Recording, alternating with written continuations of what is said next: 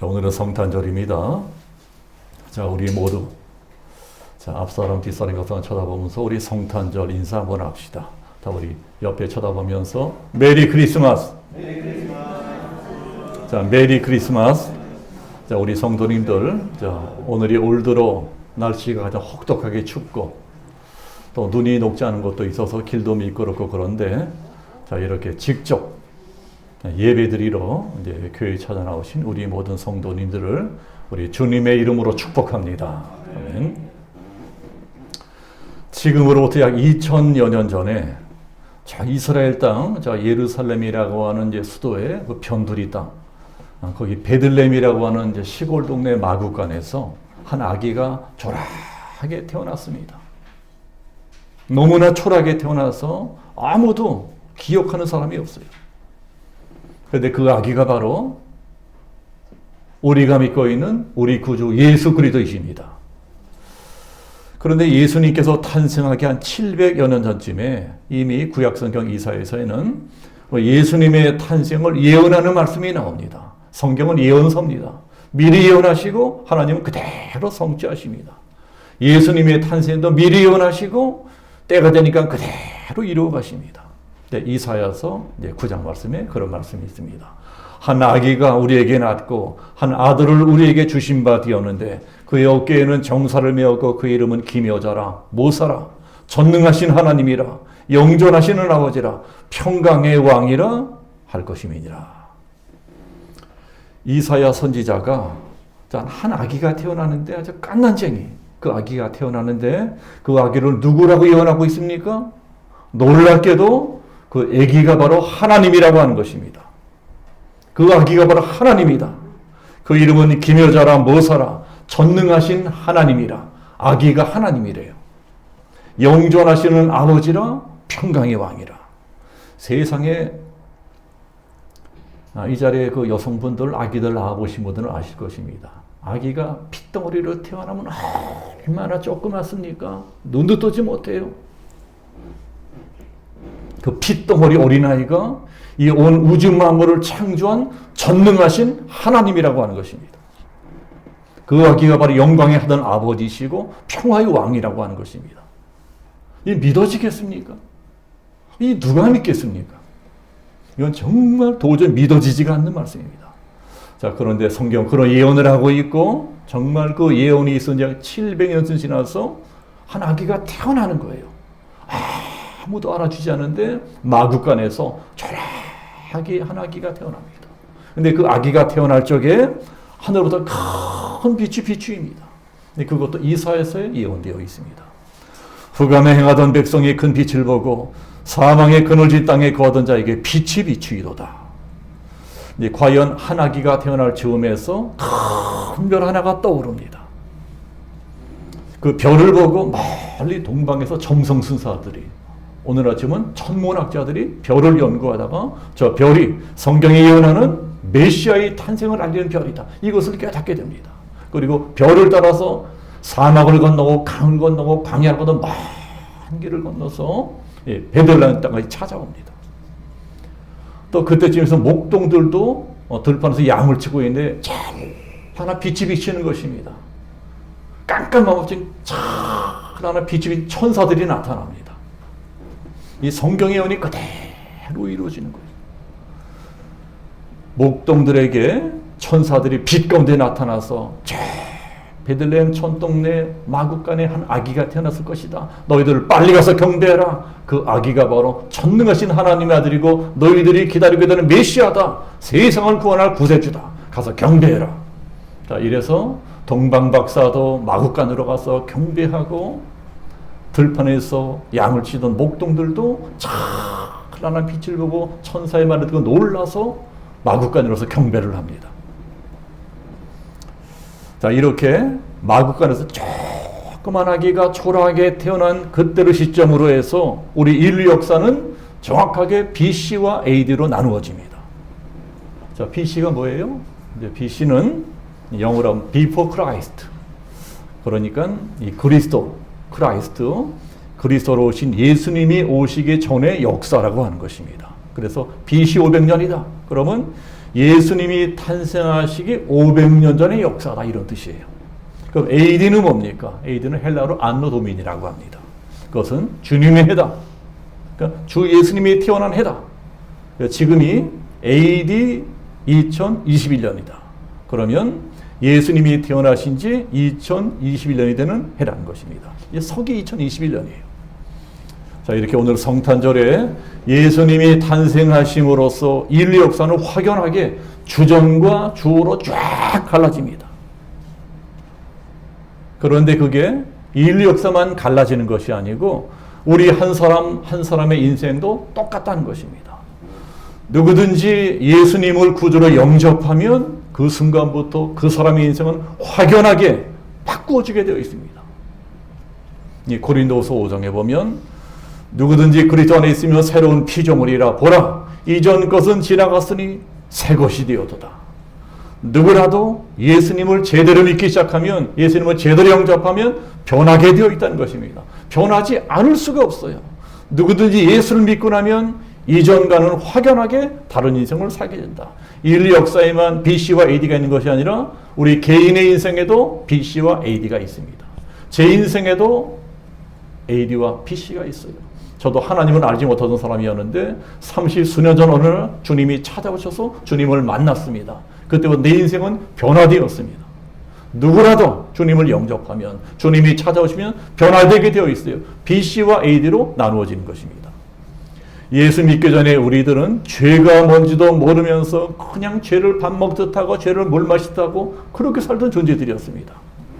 마귀에게 꽁꽁 묶여서 이 사탄 마귀가 끌고 다니는 대로 끌려다니고 살았어요. 그렇게 마귀의 종이 되어서 온갖 죄를 다 지르고 살면서도 죄인 줄 몰랐습니다. 이 세상은 당연히 그렇게 사는 것이 맞는 줄 알았습니다. 네, 그렇게 살던 우리들에게 예수님이 찾아오십니다.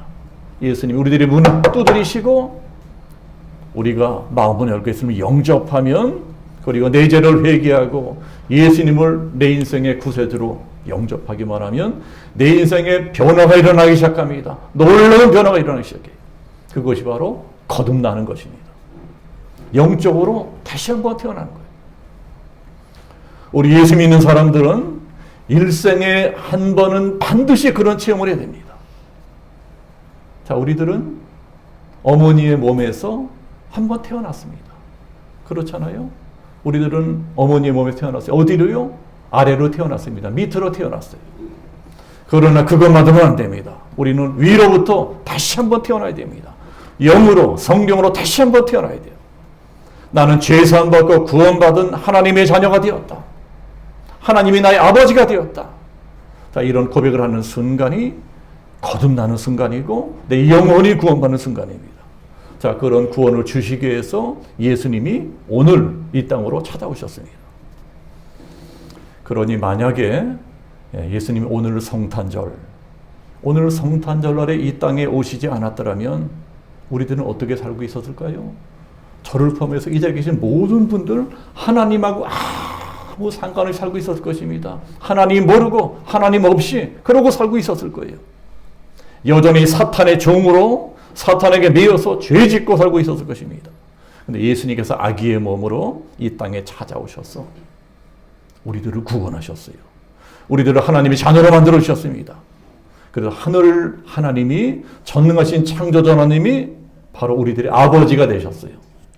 하나님은 이제 우리 아버지이십니다. 그 일을 누가 하셨습니까? 예수님이 하신 거예요. 그래서 성탄은 우리들 모두의 축복입니다. 왜 성탄이 축복인지 우리들은 그 이유를 알고 믿어야 됩니다. 우리들이 그것도 모르고 믿으면 이 세상 사람들에서 성탄절 하면 그냥 먹고 마시고 춤추고 놀고 이런 휴일로만 생각할 수 있습니다. 우리 믿는 사람들이 성탄이 왜 축복이 되느냐 이유를 정확하게 알고 있어야 됩니다. 여러분, 왜 성탄이 복이 됩니까? 세 가지만 말씀드리겠습니다. 성탄이 복이 되는 이유의 첫 번째는 예수님이 우리들의 죄의 문제를 해결해 주실 오르신 날이기 때문에 축복이 됩니다.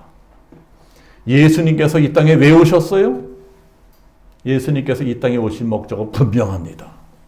예수님이 이 땅에 오신 목적은 우리들을 부자 만들어 주신 것만도 아니고 우리 애를 뭐 건강하게 만들어주시라고 한 건데 아니고 그저 우리 아이 잘되고 형통하게 해주시려고 오신 것만도 아니고 예수님이 진짜 이 땅에 오신 분명한 목적은 우리의 죄 문제를 해결해 주러 오셨습니다.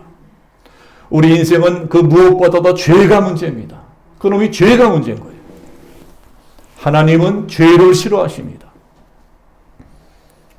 우리들은 다 죄 때문에 하나님과 원수가 되었습니다. 죄가 있으면 하나님은 절대로 복을 내려주지 않으십니다. 죄가 있으면 행복하게 살 수도 없어요. 죄가 있으면 평안하게 살 수 없습니다. 우리들은 다 알고 보면요, 죄 때문에 불행하게 살고, 죄 때문에 슬프게 살고, 죄 때문에 저주받고 살고, 죄 때문에 결국은 지옥불 속으로 떨어지는 것입니다. 그러니 우리 인생들에게 일어나는 모든 비극의 뿌리는 바로 그놈의 죄입니다. 죄. 사실 우리들은 지금 죄 때문에 이 고생하고 살고 있는 것입니다. 그런데 오늘 성경 21절을 보면 아들을 낳으리니 이름을 예수라 하라. 이는 그가 자기 백성을 뭐에서요? 저희 죄에서 구원할 자임이라 하니라. 죄에서 구원할 자. 그분이 예수입니다. 예수라는 이름을 가진 아기가 태어날 텐데 그 아기가 할 일이 무엇이냐? 이 자리에 앉아 있는 우리 모두를 포함해서 이 지구상에 살고 있는 모든 사람들을 죄로부터 구원하는 그 일을 하게 될 것이라는 것입니다. 근데 오늘 우리들이 읽은 마태복음 성경은 워낙 유명한 말씀이기 때문에 다들 다 잘 알고 계십니다. 교회 안 다니는 사람도 알고 있어요. 요셉과 마리아가 나오는데 요셉과 마리아는 약혼한 사이입니다. 그런데 그 두 사람이 결혼해서 같이 살기 전에, 동침하기 전에 마리아라고 하는 처녀가 세상에 임신을 한 것입니다. 그러니까 처녀가 임신을 한 거예요. 아기를 갖게 된 거예요. 그리고 약혼자 요셉이 고민을 합니다. 이 사람이 착한 사람이에요. 어지간한 남자 같으면 이런 어떤 여자가 있냐고 별 해코지를 다 할 텐데 가만히 끊고자 합니다. 소문나지 않게. 착한 남자예요. 그때 천사가 나타나서 꿈에 나타나서 말합니다. 요셉아, 그러지 말아라. 네 아내가 될 사람은 다른 남자하고 잠을 자서 불륜을 저질러서 아기를 낳게 된 것이 아니고 성령으로 말미암아 잉태된 것이다. 성령으로 잉태됐다는 거예요. 이제 아들을 낳게 될 터인데 그 이름을 예수라 하라. 이름까지 지어줍니다. 자, 예수란 이름은 그 뜻이 여호와가 구원하신다. 이런 뜻이에요. 하나님이 구원하신다. 이는 그가 자기 백성을 죄에서 구원할 자이심이니라. 예수님은 우리들을 죄에서 구원하기 위해서 이 땅에 오신 하나님의 아들이라는 것입니다. 요한일서 3장에도 이런 말씀이 있습니다. 그가 우리 죄를 없애려고 나타난 것을 너희가 아나니 그에게는 죄가 없느니라. 예수님은 우리들의 죄를 없애주려고 이 땅에 오신 분인데 이 지구상에 오직 유일하게 예수님만이 그럴 자격이 있다는 것입니다. 왜요? 그분만이 오직 죄 없이 태어난 하나님의 아들이기 때문입니다. 예수님만 죄가 없어요. 그 나머지 인간들은 모조리 다 우리 조상 아담과 하와가 저지른 원죄라고 하는 것을 타고났습니다. 원죄. 우리들이 혈관 속에 원죄가 흐르고 있어요. 우리 모두는 태어나는 순간부터 죄의 유전자를 가지고 태어납니다. 지금도 우리 혈관 속을 막 도도히 흘러내리고 있는 것들이 다 죄의 피입니다. 이 자리에 이제 아기들을 길러보신 분들은 잘 알 것입니다. 자, 아기들이 이쁘잖아요. 아기들이 착하고 귀엽고 굉장히 선하게 보입니다. 근데 아기들을 길러본 엄마들은 알아요. 아기들이 뭐가 선합니까?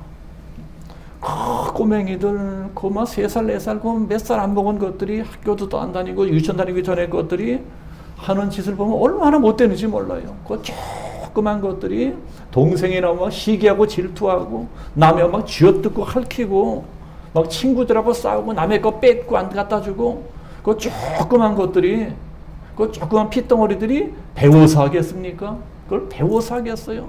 저절로 그렇게 되는 거예요. 그 조그만 애기들이.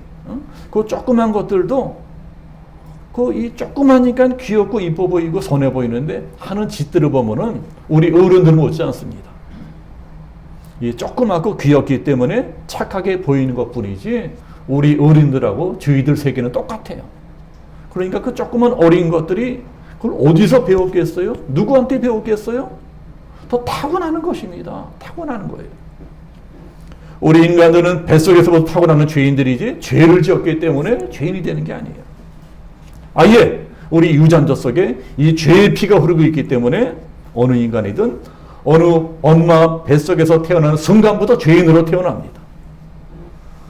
그러니 이런 원죄를 어찌 우리 인간의 힘으로 없앨 수가 있겠습니까? 우리들이 아무리 돌을 닦고 막 참선을 하고 막 정신수양을 하고 고행을 하고 별의별 짓을 다 해도 우리 힘으로는 절대로 원죄, 이 죄의 문제를 해결할 수 없습니다.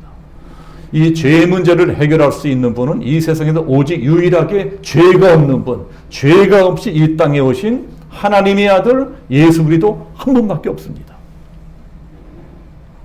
바로 그 예수님이 우리 마음속에 들어오셔야 이 죄라고 하는 놈이 떠나가게 되어 있습니다.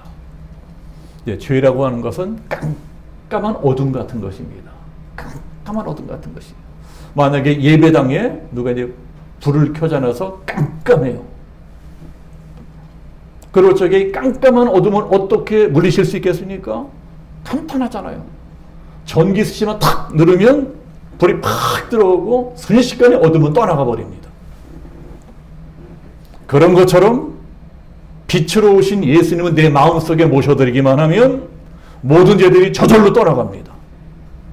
죄 때문에 고통이 있고 죄 때문에 슬픔이 있고 죄 때문에 저주가 있었는데 내가 그 죄를 다 용서받고 새 사람이 되면 어떤 일이 일어나나요? 죄로부터 자유하게 되는 것입니다. 죄로부터 해방이 되는 거예요. 나를 얽매고 있던 죄로부터 해방이 되니까 마음의 기쁨이 생기고 행복한 인생으로 바꿔주는 것입니다. 이게 바로 성탄이 복이 되는 첫 번째 이유입니다. 두 번째, 성탄이 왜 복이 됩니까? 예수님께서 마귀의 일을 멸하러 오셨기 때문입니다. 예수님께서 이 땅에 오신 목적은 마귀의 일을 멸하러 오신 거예요. 요한일서 3장에 이런 말씀이 있습니다. 죄를 짓는 자는 마귀에게 속하나니. 자, 들으셨죠? 죄를 지으면요 마귀에게 속하는 거예요. 죄를 짓는 자는 마귀에게 속하나니 마귀는 처음부터 범죄함이니라. 하나님의 아들이 나타나신 것은 마귀의 일을 멸하려 하심이니라. 자, 마귀란 놈이 뭐 하는 놈이냐? 성경은 마귀는 참소자다. 이제 이렇게 말씀합니다. 참소한다는 것은 고발하고 고자질하고 이간질시킨다는 뜻이에요. 그 중에서 제일 마귀가 잘하는 짓이 이간질하는 겁니다. 그래서 마귀를 영어로는 데블이라고 합니다. 데블. 데블이라고 하면 이 헬라의 디아블로스에서 나왔습니다. 디아블로스는 무슨 뜻이냐? 이간질시킨다는 거예요. 틈을 버린다는 거예요. 사이를 버린다는 것입니다. 그러니까 분열하게 만든다는 것입니다. 그러니까 틈을 벌리는 놈, 이간질시키는 놈, 분열시키는 놈, 이놈이 마귀입니다. 자, 이 자리에 계신 우리 성도님들도 이제 전에는 참 좋은 사이였었는데, 전에는 참 사이가 좋았었는데 이상하게 사이가 나빠졌다. 이상하게 원수처럼 됐다. 그러면 그게 마귀가 한 짓이 있습니다. 아무것도 아닌 일인데 막 오해하게 되고 섭섭하게 되고 원망하게 되고 그러다 그게 더 심해지면 막 비방하고 비판하고 헐뜯고 막 저주하게 됩니다. 그러니까 그 좋은 사이가 원수처럼 되는 것이 그 배후에 간교한 마귀가 있을 수 있다는 거예요. 지금 우리나라 대한민국이 왜 이게 난장판입니까? 우리나라 보면 난장판이 된 것 같아요. 온 나라가 4분의 1 갈라져가지고 물고 찢고 난리야. 이 모든 것들이 분열의 영 때문입니다. 마귀 때문이에요. 우리나라를 분열시키는 영이 있어요. 사탄입니다. 이 교회 안에도 그런 것들이 있습니다. 그 가정에도 있어요. 그 좋은 부부 사이를 갈라놓고 이혼시키고 가정을 깨뜨리고 막 이웃관계를 파괴하고 그 배후에 사탄이 있습니다. 분열시키는 영, 이간질하는 놈, 이놈이 마귀예요. 예수님이 오신 목적이 바로 그런 못된 마귀를 멸하기 위해서다. 이 사실을 우리가 분명히 알고 있기만 하면 마귀는 더 이상 우리에게 힘을 쓸 수 없습니다. 왜요? 마귀라고 하는 놈은 사탄은 이미 2000년 전에 골고다 언덕에서 머리가 깨졌습니다. 패했어요. 마귀가 갖고 있던 가장 강력한 권세는 사망 권세입니다. 어떤 사람도 너 죽을래? 살래? 목숨만 살려주세요. 가장 강력한 게 사망 권세인데 예수님이 그 사망 권세를 십자가에서 깨뜨리셨습니다. 예수님이 죽으니 스스로 부활하셨어요. 사탄이 갖고 있던 가장 강력한 무기가 무력화되었습니다. 꼼짝 못하게 되었습니다. 그때부터 마귀는 예수 이름만 들으면 벌벌 떨게 되어 있습니다. 여러분, 이 세상에서 가장 강력한 이름이 뭔지 압니까? 예수 이름이에요.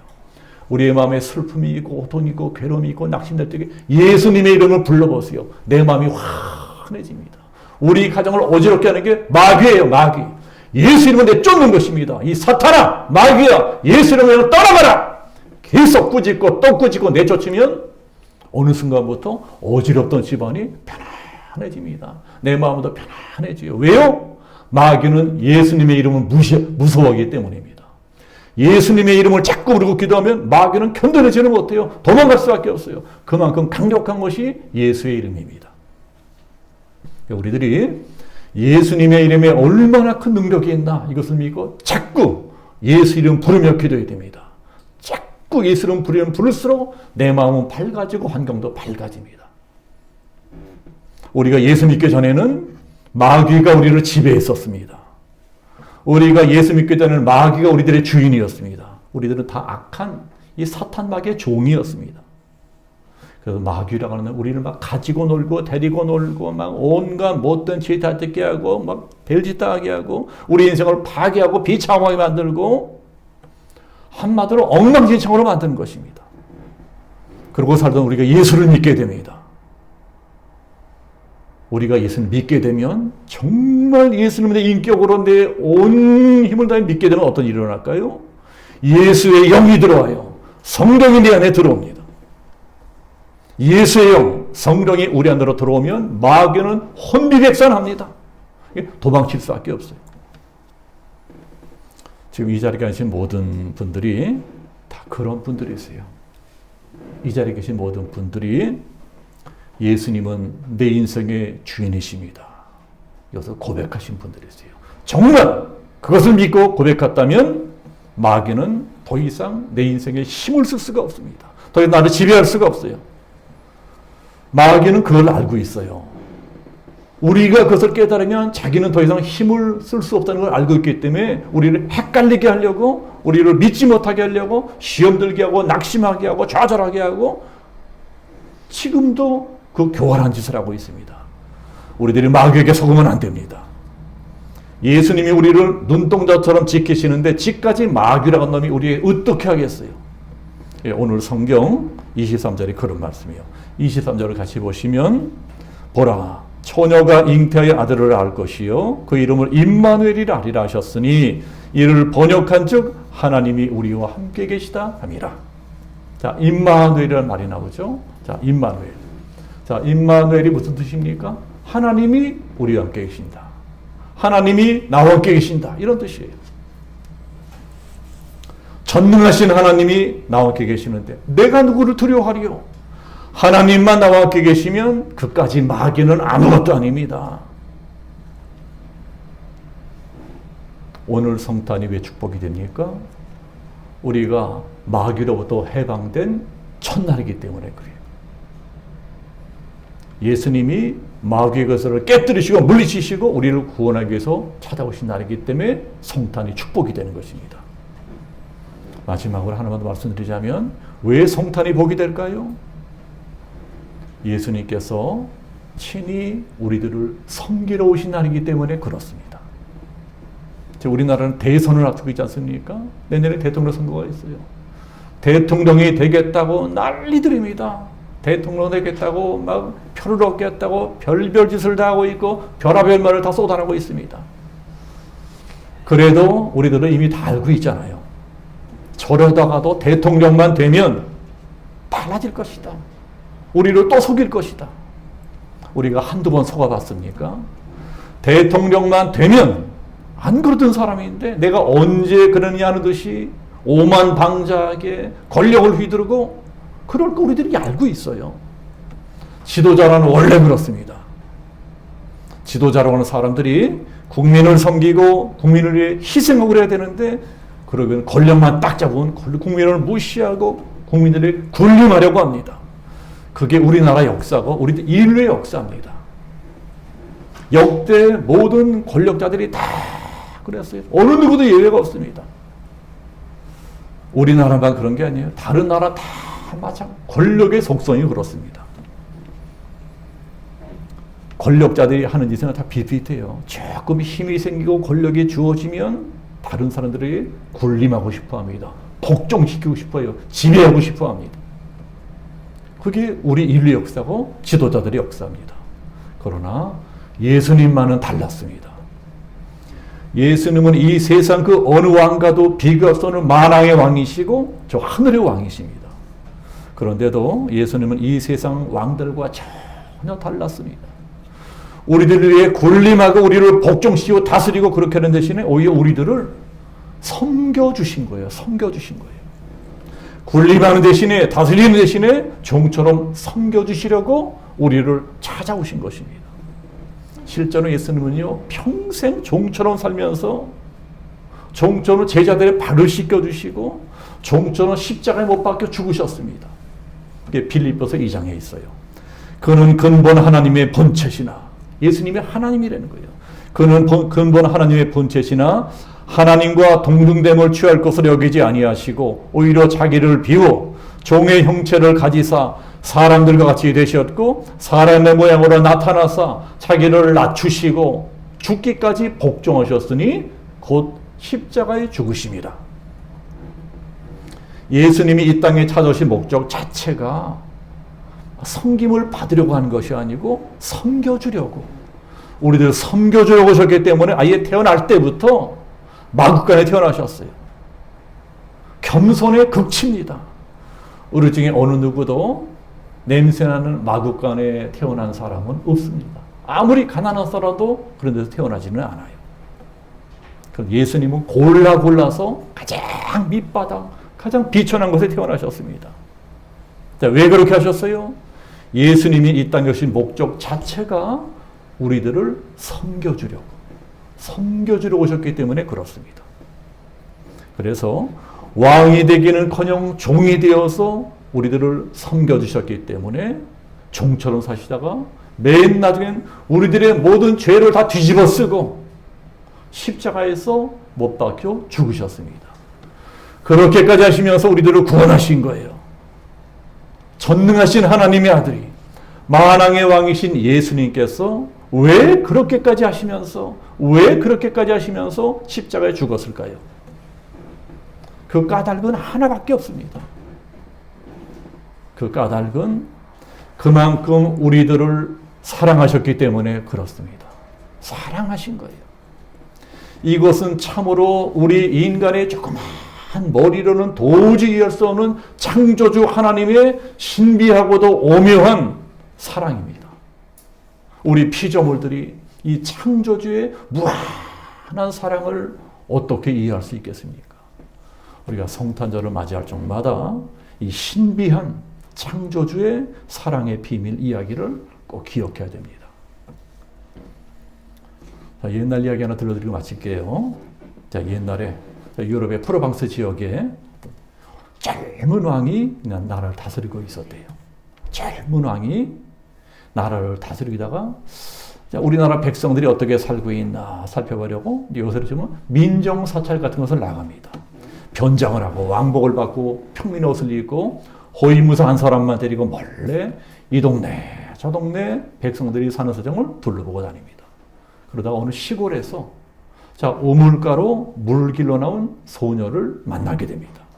근데 소녀가 굉장히 예뻤던 모양이에요. 아름다웠던 모양입니다. 그 소녀를 딱 보는 순간에 젊은 왕이 한눈에 반한 것입니다. 너무 예쁜 거예요. 왕이라도 젊은 사람이니까 그럴 수 있습니다. 그 소녀를 딱 보는 순간에 그냥 한눈에 꽂힌 거예요. 눈에 콩깍지가 씌이면 청춘 남자들에게는 베라벨 일이 다 일어납니다. 왕이 그 촌뜨기 소녀를 보고 한눈에 반해버렸는데 그때부터 이 왕이 고민이 시작됩니다.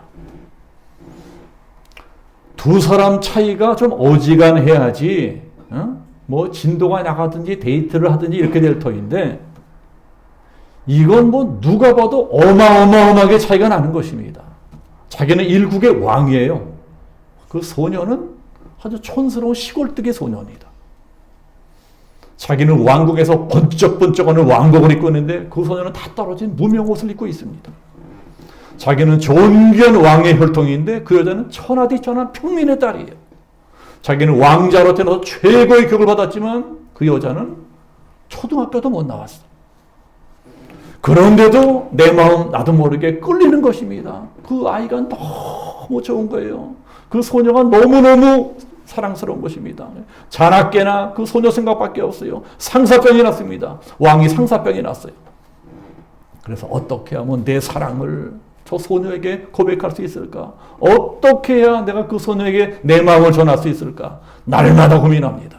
그러다가 어느 날 견디던 신하들에게, 믿을 만한 신하들에게 이실직고를 합니다. 자, 여러분, 내가 사실은 민정시찰을 나갔다가 사랑에 빠졌습니다. 자, 어떤 소녀를 만나는데 그 소녀가 너무 내 마음에 드는 거예요. 자나깨나 그 소녀 생각밖에 없습니다. 어떻게 해야 내 마음을 그 소녀에게 전할 수가 있을까? 내가 너를 사랑한다, 그걸 알릴 수가 있을까? 어떻게 하면 좋겠습니까? 신하들에게 물어봐요. 그러니까 어떤 신하가 말하기를, 아니 왕이시여, 아니 그까짓 건 뭘 고민하십니까? 왕은 이 나라의 주인이십니다. 명령만 내리시옵소서. 명령을 당장 그 여자를 붙들어 와라. 그리고 왕비를 사버리면 간단합니다. 그러니까 왕이 생각하기를, 여보시오,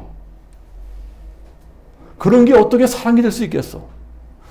내가 힘을 이용해서 강제로 끌어와서 내 부인을 만들어버린들, 그게 어떻게 사랑이 되겠으며, 그런 식으로 어쩔 수 없이 끌려와서 어쩔 수 없이 순정해서 내 왕비가 된다 한들 그 여자가 행복할 수 있겠어? 난 그 여자가 불행한 거 싫어. 그러니까 또 다른 여자가 또 다른 신하가 말하기를, 왕이시여, 그러면 이렇게 한번 해보십시오. 왕이 그처럼 순수하게 그 소녀의 마음을 얻고 싶다면 먼저 그 소녀에게 선물을 바리바리 사서 보내주십시오. 비싸고 어리빛 까부져 옷을 보내시고 보석들을 잔뜩 보내주십시오. 자, 그런 걸로 환심을 산 다음에 그 소녀의 신분을 귀족으로 격상시키십시오. 그리고 그 집안에 벼슬도 내려주십시오. 그런 다음에 왕궁으로 모시고 돌아온다면 반드시 그 소녀의 마음을 얻을 수 있을 것입니다. 왕이 가만히 생각해 보다가 그것도 아닌 것 같소. 내가 그렇게 한다면 그 여자가 정말 마음에서 우러나와서 나를 사랑하는 것인지, 아니면 내가 보낸 돈이라든가 금은보화라든가 귀족 신분이라든가 벼슬자리가 탐이 나서 나를 사랑하는 것이 내가 어떻게 분간할 수가 있겠어? 왕이 최종적으로 결심하기를, 내가 이렇게 하겠다. 나는 잠시 왕자리에서 내려가서 그 소녀가 사는 마을로 찾아가겠다. 그 소녀가 사는 마을로 찾아가서 그 소녀하고 똑같이 살겠다. 그 소녀 똑같이 농사꾼이 되겠다. 농사꾼이 되어서 그 소녀가 먹는 옷과 똑같은 옷을 입고 그 소녀가 먹는 음식과 똑같은 음식을 먹고 그 소녀가 사는 것 똑같이 살겠다. 그리고 그 여자만 섬기고 그 여자만을 위해서 살아가겠다. 그 소녀가 나의 진심을 알아주고 진심으로 나만을 사랑이 될 때까지 나는 기꺼이 그렇게 그 소녀의 모습이 되겠다. 종이 되겠다. 그렇게 살아가겠다. 그리고 왕자리에서 내려와서 평민이 되어서 저 시골들이 촌동 내려가서 그 소녀를 섬기며 살았다는 것입니다. 자, 이것이 바로 이제 키에르케고르라고 하는 덴마크의 유명한 철학자가 설명해준 성육신의 비밀 이야기입니다. 성육신. 천한 시골 여자를 사랑한 왕이 기꺼이 자원해서 농부가 된 것처럼, 천한 평민이 된 것처럼 하나님께서 우리 인간들을 너무나 사랑하셨기 때문에 기꺼이 자원해서 이 땅으로 내려와 인간하셨다는 것입니다. 저 하늘의 하나님이, 만왕의 왕 되시는 하나님이 그 영광스러운 보좌를 버리시고 이 낮고 천한 인간의 땅으로 인간의 몸을 입고 내려와서 종의 모습으로 사셨다는 거예요. 종의 모습으로 태어나서 종으로 살기 시작한 첫날, 그게 바로 오늘 성탄절입니다.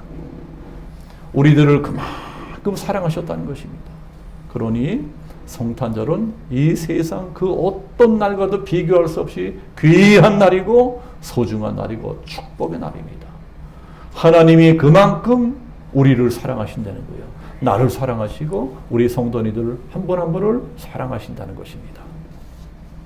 예수님께서 아기의 몸으로 이 세상에 오신 이 기쁜 성탄의 아침, 이 성탄이 왜 축복이 됩니까? 죄 문제가 해결된 날이기 때문에, 마귀로부터 해방된 날이기 때문에, 하나님이 친히 우리를 종처럼 섬겨주러 오신 날이기 때문에 성탄은 축복이 된다. 자, 이 비밀을 깨닫고 자, 성탄의 축복을 누리며 살아가시는 자, 우리 양주명성교회 모든 성도들 되시기를 예수님의 이름으로 축복합니다. 아멘. 기도하겠습니다. 아버지 하나님, 성탄이 왜 우리에게 복이 되는가 하는 성경의 비밀에 대하여 상고하여 보았습니다. 주 예수님, 나 같은 것을, 우리 같은 것을 구원하시기 위하여 영광스러운 하늘의 보좌를 버리시고 왕이 천한 종처럼 이 땅에 인간의 몸으로 입고 오셔서 우리를 위해 사시다가 십자가에 못 박혀 죽기까지 하셨습니다. 그날이 바로 오늘 성탄절인 것을 우리가 고백합니다. 나를 구원하게 하여 이 세상에 오신 주님, 주님을 찬양합니다. 주님을 사랑합니다. 주님을 위해 살겠습니다. 우리 모든 성도들의 마음을 기억하시고 우리들을 긍휼히 여기시어서 주님을 더욱더 사랑할 수 있는 사랑의 마음을 우리의 심령 가운데 부어주시기를 원하며 예수 그리스도의 이름으로 기도하옵나이다. 아멘.